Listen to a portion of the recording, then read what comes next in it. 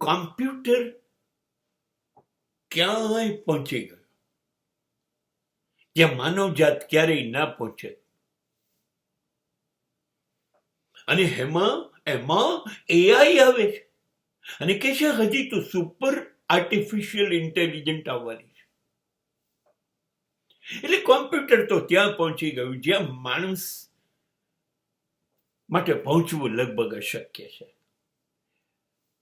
પણ મને કોમ્પ્યુટરમાં હું પહોંચી ગયો. મને બે શબ્દ બહુ અદ્ભુત મળી ગયા. એકનું નામ છે અપડેટ અને બીજાનું નામ છે ડિલીટ. મને બહુ અદ્ભુત લાગ્યું. આ બે શબ્દોએ મને ધાર્મિક બનાવી દીધું. ડિલીટ એટલે કાઢી કાઢો. અને મેં તરત જેટલું ખોટું હતું, ખરાબ હતું, મારી અંદર જેટલી હલકટાઈ હતી, નાલાયકીઓ હતી, એ બધાને ડિલીટ કરી કાઢી.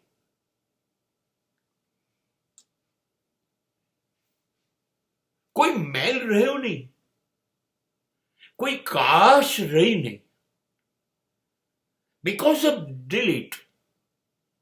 હટાવો. આમ જોવા જાવ તો આપણા તહેવારોમાં પણ આવું હતું. કાળી ચૌદસના દિવસે આપણે ઘરનો કકાટ બહાર ફેંકી આવીએ છીએ કે નહીં? અને બીજે દિવસે અપડેટ થઈએ છીએ, દીવડાઓથી ઝગમગાવીએ છીએ દિવાળી. બસ અપડેટ એટલે રોજ સરસ બનતા જાઓ. સવારે હતા એના કરતા સાંજે સરસ બની જાઓ. આજે હતા એના કરતા આવતીકાલે સરસ બનતા. ટૂંકમાં સરસ બનવાની રેસમાં દોડવા માંડો. તમારામાં જે ખૂટે છે, તમારામાં જે નથી, સારું એ બધું ઉમેરો, એ શીખવા માંડો. અરે તમે મસ્ત બની જશો. આ બે શબ્દોએ મને ધર્મ સમજાવી દીધો. જેટલું ખરાબ છે એટલું કાઢી કાઢ, ફેંકી દે.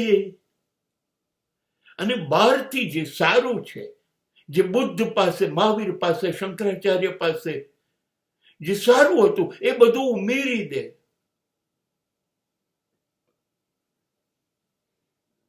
હવે તું નરમાંથી નારાયણ બની ગયો. હવે તું અહમ બ્રહ્માસ્મિ બોલ, ચાલશે.